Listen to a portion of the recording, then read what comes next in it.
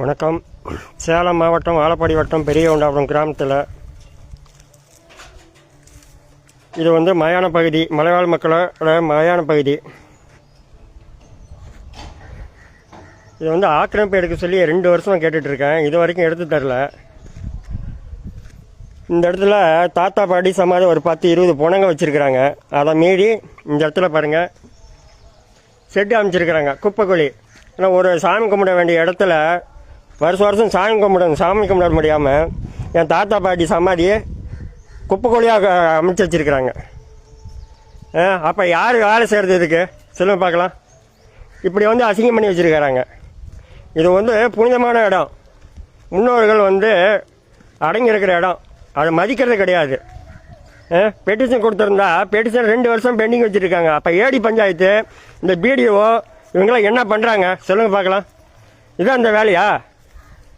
இவ்வளோ நாளை கொட்டல, 1 வருஷமாக கொட்டல. இப்போ கொட்டிக்கிட்டே ராவடி பண்ணிகிட்ருக்காங்க. பிரச்சனை மேலே பிரச்சனை பண்ணிகிட்ருக்காங்க. என் மேலே போன வருஷம் இவங்க வழக்கு கொடுத்து வழக்கு பெண்டிங்கில் இருக்குது. இப்போ வழக்கு விசாரணை போயிட்டுருக்கு. அதை மீறி திரும்ப இந்த மாதிரி அட்டூழியம் பண்ணுறாங்க. பொதுமக்களை பார்த்துக்காங்க.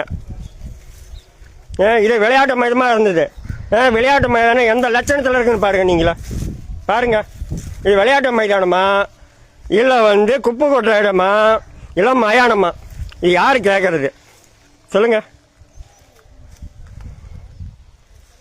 ஆக்கிரமிப்பு எடுத்து கொடுத்த வக்கல்ல இந்த மாதிரி அட்டூழியம் பண்ணால், பொம்பளைங்க தூண்டி விட்டு அட்டூழியம் பண்ணால் என்ன பண்ணுறது சொல்லுங்க பார்க்கலாம். பாருங்க,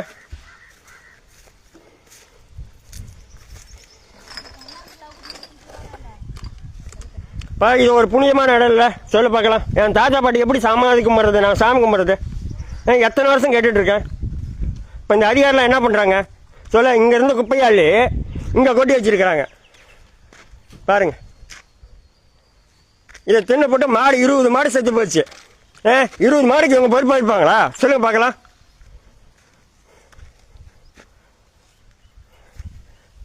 மண்புழு வேறம் பாரு, 2 தடவை பில் போட்டு வச்சுருக்காங்க. இது வரைக்கும் ப்ராசஸ் பண்ண கிடையாது. 1 லட்ச ரூபா 2 லட்ச ரூபா செலவு பண்ணி இதை பயன்படுத்தாததுக்கு அப்போ எதுக்கு இந்த மண்புழு வரக்கூடாது சொல்லுங்க பார்க்கலாம். பாருங்க, யாரும் எதுவும் பண்ணுறதே கிடையாது. இப்போ ப்ராசஸ் பண்ணாதுக்கு எதுக்கு இந்த மண்புழு வரக்கூட எவ்வளோ செலவு பண்ண சொல்லுங்க பார்க்கலாம்.